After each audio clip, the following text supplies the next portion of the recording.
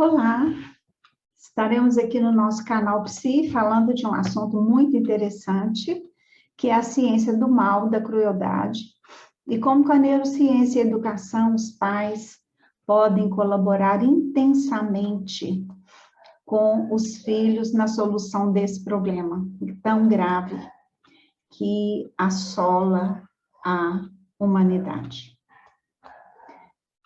Então, falaremos sobre este assunto bem interessante.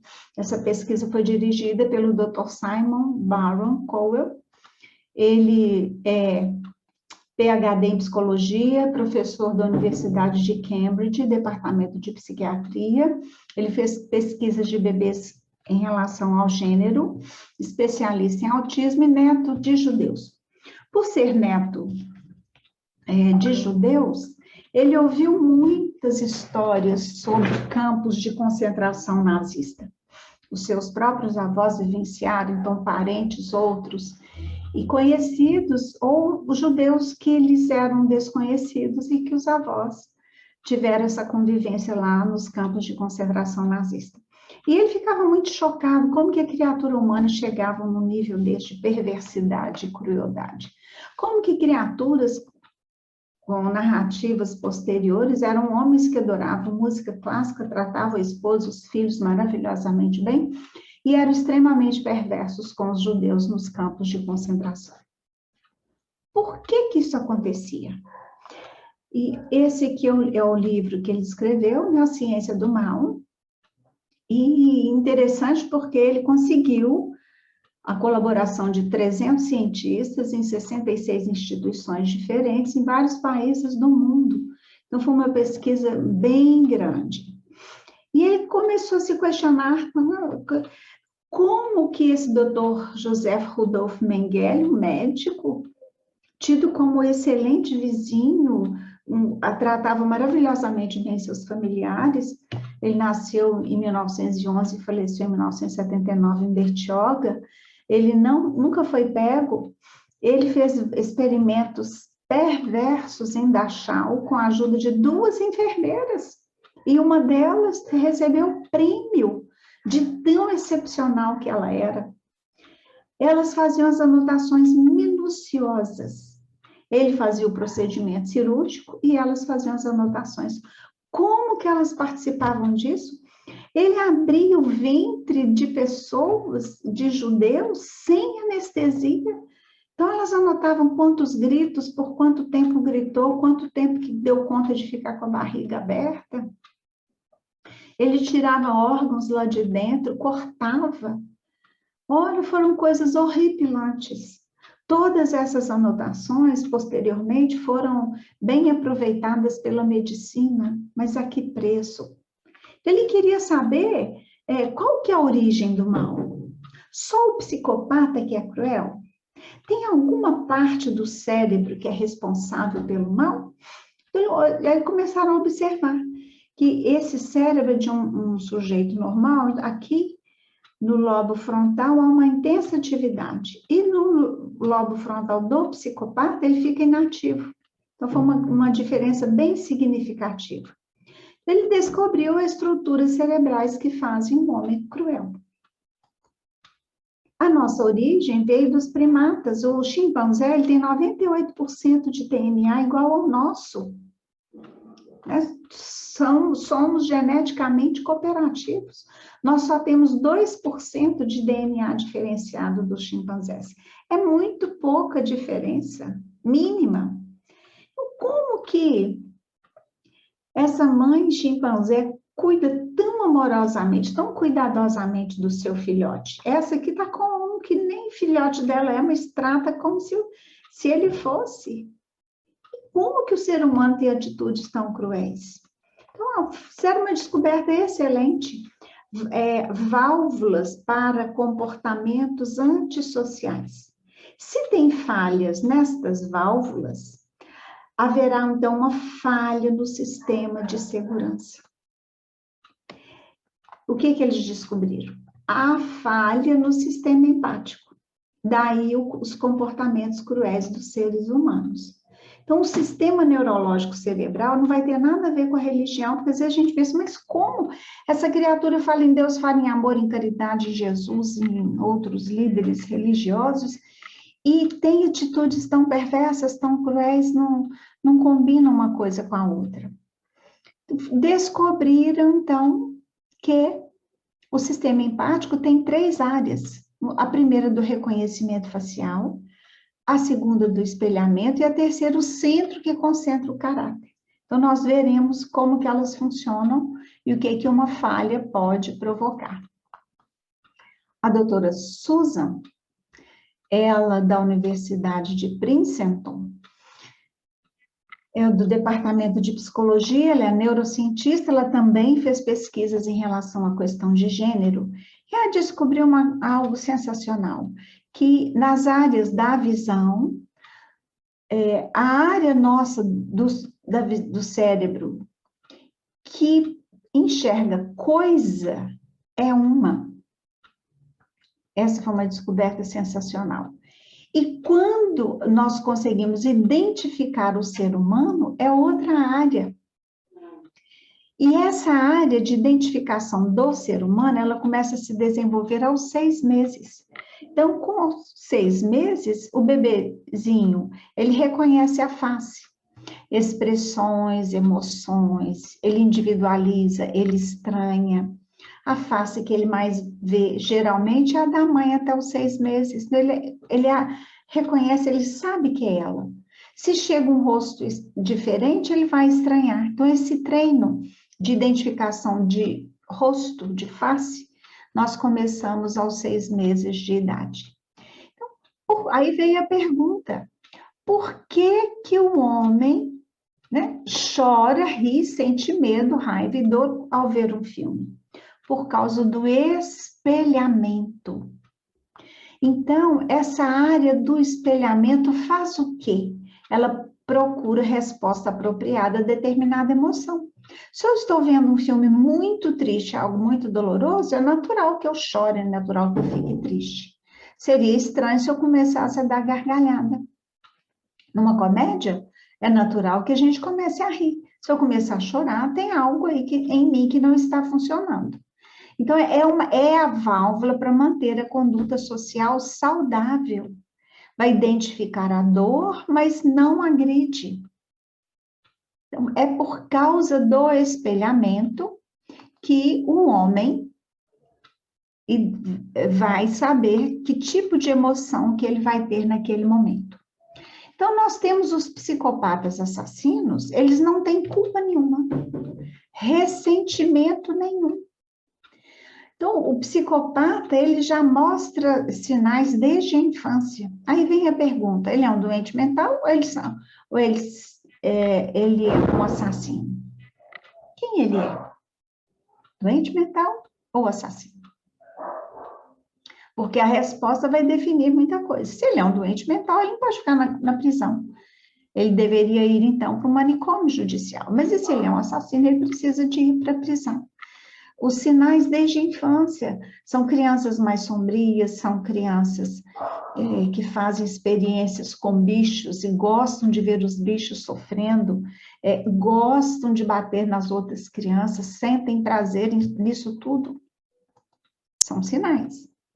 Então, os psicopatas assassinos, serial killers, mostram desde a infância atos bem perversos. Eles sentem prazer com o sofrimento das vítimas. Então, tem uma anomalia no desenvolvimento cerebral. Tem uma falha no desenvolvimento da área medial, da órbita do pré-frontal, atrás do globo ocular. Então, é essa área que não vai funcionar muito bem. Mas são criminosos ou são assassinos?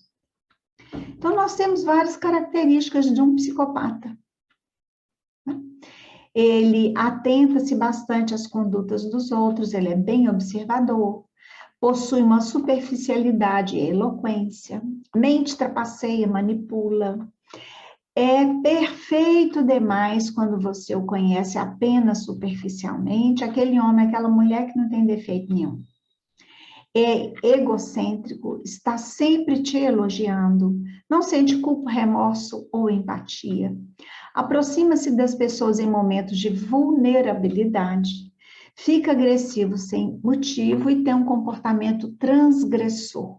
É aquela criatura que, se você precisar dele 3 horas da madrugada, 8 horas da manhã, 2 horas da tarde, ele estará sempre pronto e solícito para colaborar com você.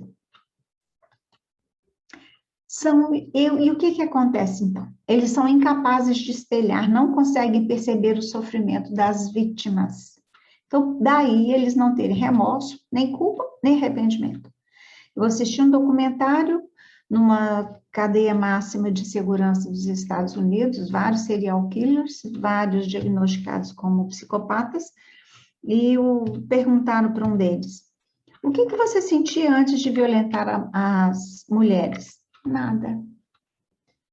Que tipo de mulheres você violentou? Eu violentei e matei 40, todas parecidas com o tipo físico da minha mãe. Altas, magras, brancas e um cabelo liso, negro. E eu só não matei mais porque vocês me prenderam, mas se vocês me soltarem, eu vou continuar matando. Perguntaram para um outro: o que você sentiu segundos antes de matar? Nada, eu só sabia que eu tinha que matar. A resposta de todos eles foi essa: eu não senti nada, eu só sabia que tinha que violentar, eu só sabia que tinha que matar. Então, o FBI, uma divisão especializada, eles criaram um perfil do psicopata assassino. E por causa desse perfil, eles prenderam um que matou 32 mulheres. E o advogado de defesa fez várias perguntas, né, para o chefe da equipe dessa divisão.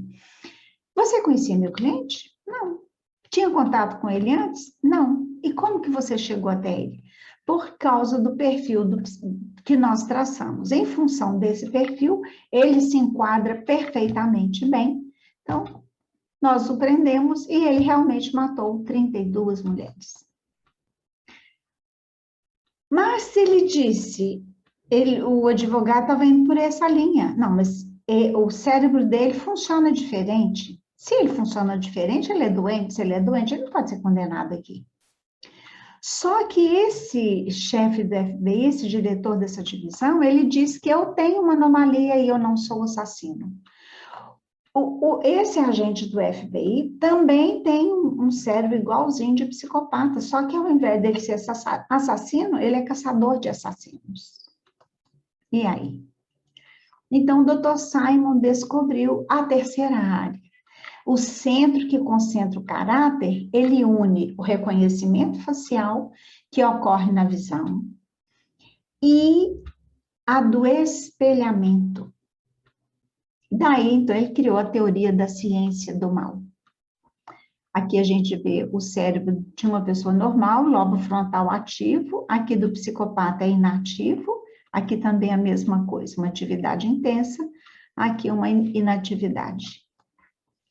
Então, nós temos vários impactos no cérebro, né? Experiências de religiosidade e espiritualidade melhoram muito a saúde e ajudam no tratamento. Então, nós temos essa área aqui que controla o nosso senso próprio. Essa área, o sistema límbico, desempenha papel importante nas nossas funções. Aqui nós temos o hipotálamo, responsável pelas reações emotivas, e aqui o lobo frontal, parte que determina as nossas vontades. Então, o que eles perceberam? Se não há reconhecimento facial, não há espelhamento. Se não há espelhamento, a área que vai ser ativada da visão vai ser de coisa. Então, essa coisificação do ser humano é do que há de mais grave hoje nos nossos tempos. Quem escreveu esse termo, criou esse termo coisificação, foi o Dr. Viktor Frankl. Ele passou por 4 campos de concentração nazista, os livros dele são excepcionais. Um deles chama Psicólogo no Campo de Concentração Nazista. Ele narra a experiência dele, ia publicar com pseudônimo, mas os colegas, os amigos disseram de jeito nenhum, o mundo tem que saber da sua experiência. E toda vez que era hora dele morrer, a execução era suspensa. Quando ele saiu do campo de concentração, na sua última execução, ele estava saindo do galpão para o pelotão de fuzilamento, ele ouviu aquela barulhada, sirenes tocando, várias pessoas falando em idiomas diferentes, que a guerra tinha acabado, que o Hitler tinha perdido e que eles estavam livres. Era pele, todos eram pele e osso e com um número tatuado. Ele disse que o mais cruel foi esse número. Eles não tinham nome, cada um era um número. Então, ele falava para ele todo dia, eu sou o Viktor Frankl.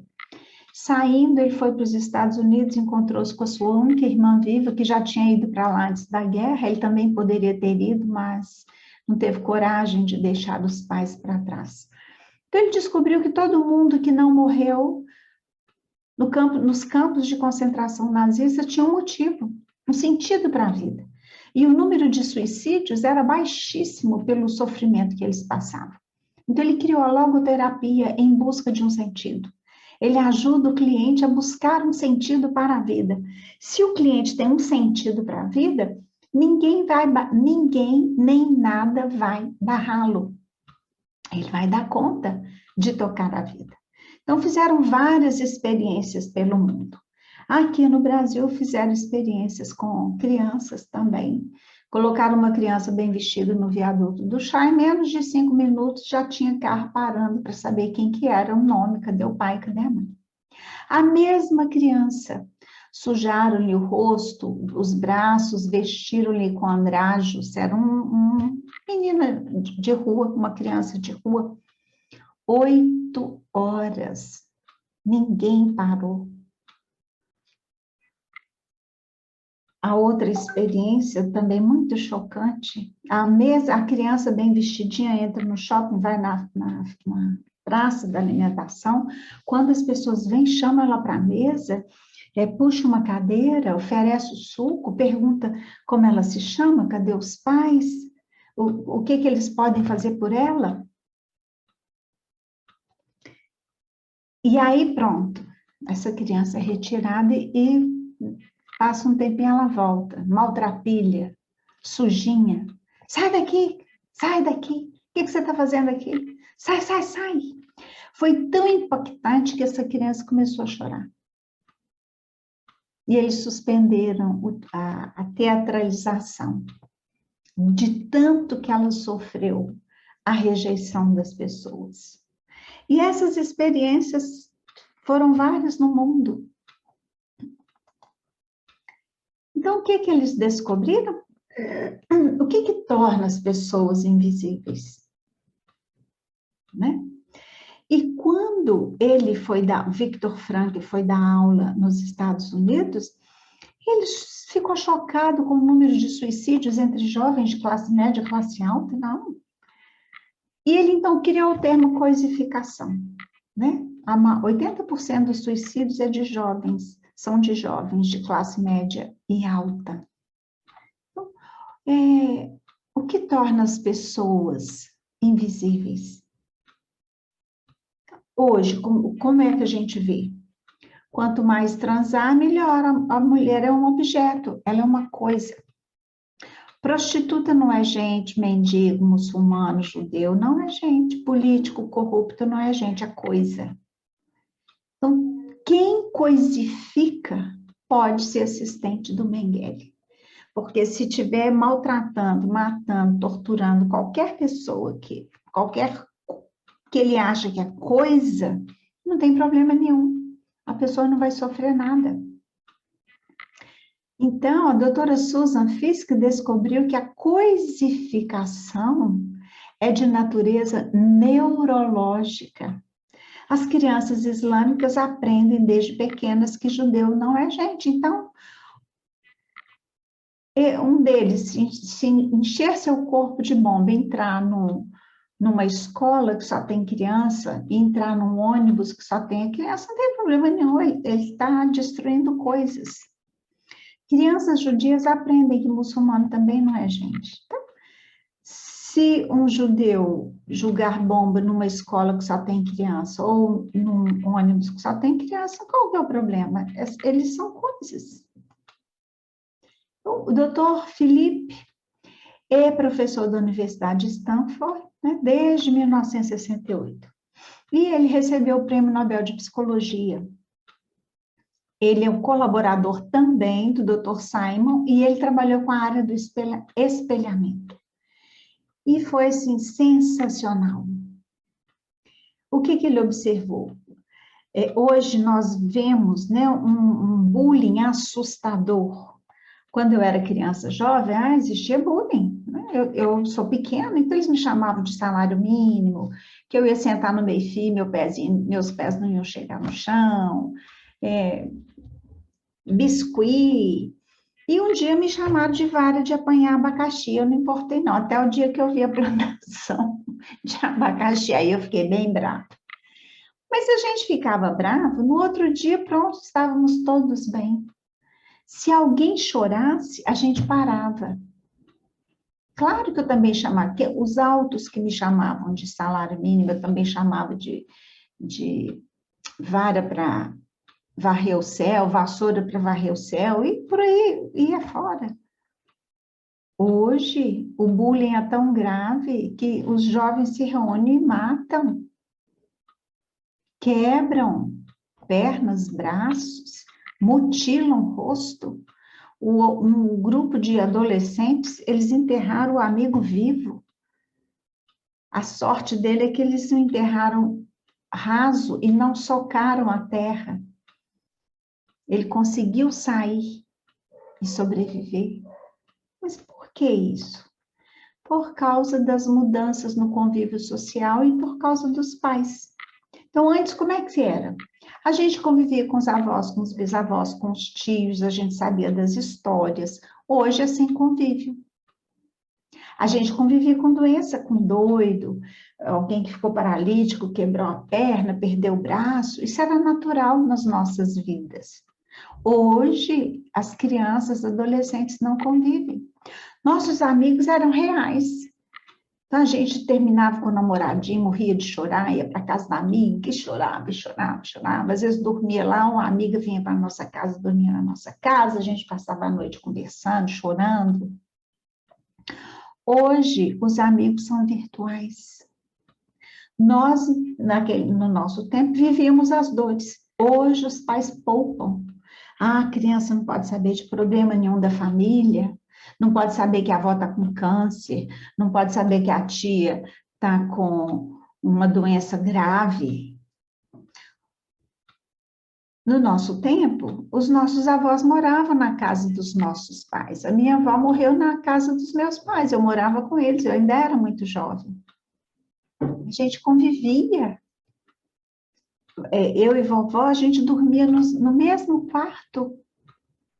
Hoje, os avós vão para casa de repouso e os filhos não vão lá. Mas eu não quero ir lá.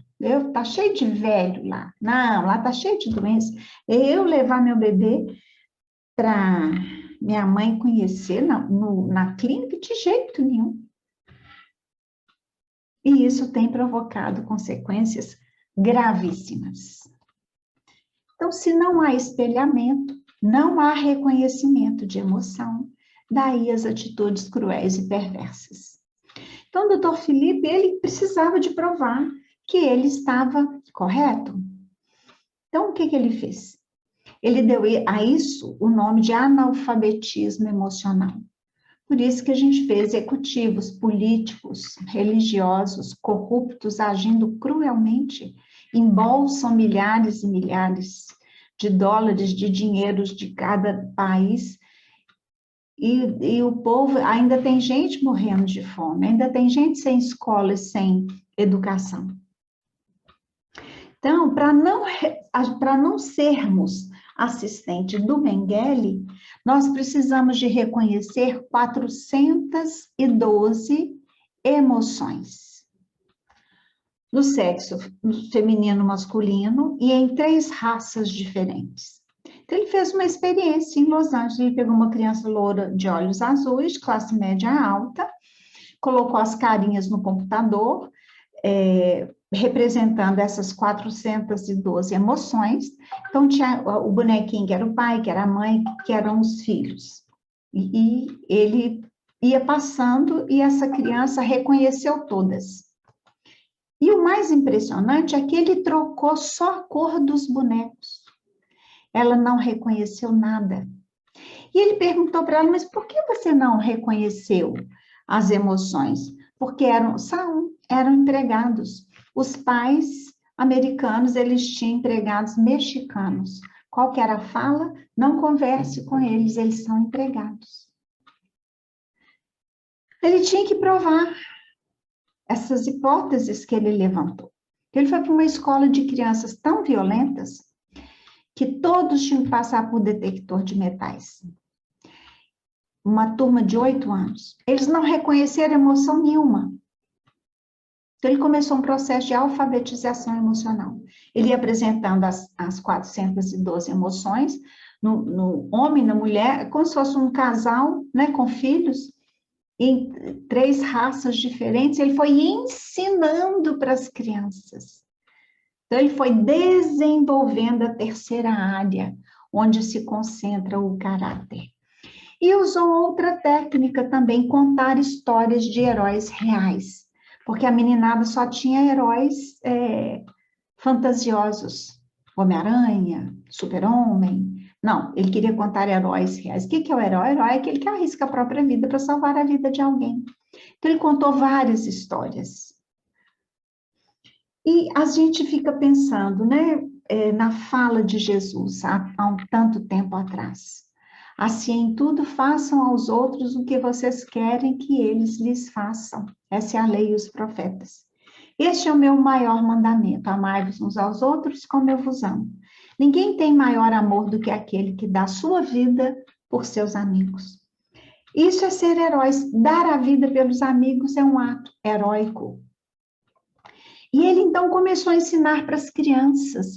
Eu sou o herói adormecido e estou esperando aparecer a situação onde agirei de forma heróica. Eu sou um herói adormecido. Ele foi ensinando isso para as crianças e elas foram repetindo e foram aprendendo sobre muitas vidas, várias vidas. Eu trouxe algumas vidas aqui, mas depois cada um procure aí sobre elas que são maravilhosas, né? Nós temos a nossa aqui, irmã Dulce, Francisco de Assis, que é quem mais amou depois de Jesus, né? Madre Teresa de Calcutá. O Nicolas salvou vários e vários judeus. Joana d'Arc, né? E vai por aí afora. O Chico Xavier Amor, Divaldo Franco, que ainda está vivo, 94 anos. E nós temos, então, aí Jesus, que já falou da importância da gente ser herói na vida um do outro. Então, ele foi o maior médium de Deus, o maior intérprete de Deus na Terra.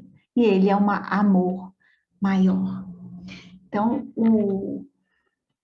é possível mudar o comportamento das nossas crianças. E aos pais cabe uma importância vital neste processo.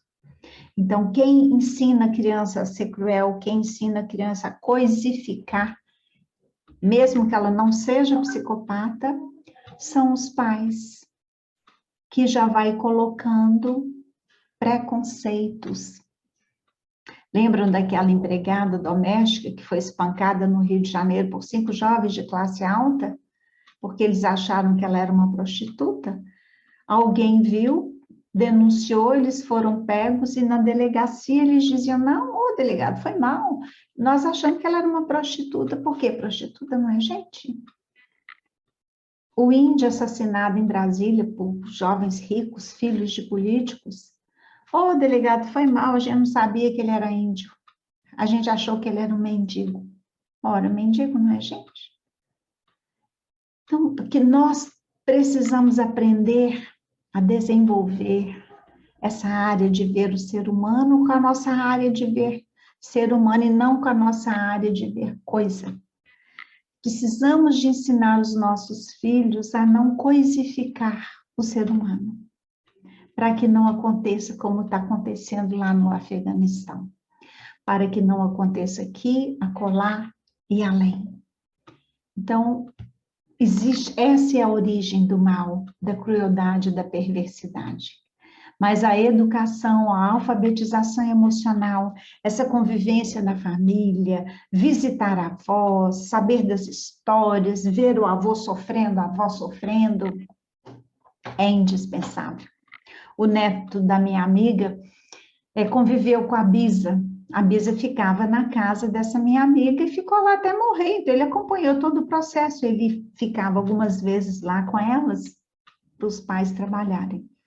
A Bisa morreu, ele fez várias perguntas sobre a morte, e um dia, olhando para a avó, ela pinta o cabelo, então ela não tem o cabelo branco, aí a Bisa tinha um cabelinho branco. Ele disse, vovó, quando você ficar de cabelo branco, bem velhinha, a senhora não preocupa, não, porque eu vou comprar todas as fraldas que a senhora precisar. Olha que beleza. Então, o respeito que ele tinha pela Bisa, o respeito que ele tem pela avó, pelos pais, pelos coleguinhas. Então, nós precisamos de repetir muito para os nossos filhos. Eu sou um herói, só está faltando a oportunidade para eu exercitar, para eu salvar alguém. Meditemos em tudo isso. É um assunto fascinante. Muita paz e muita luz.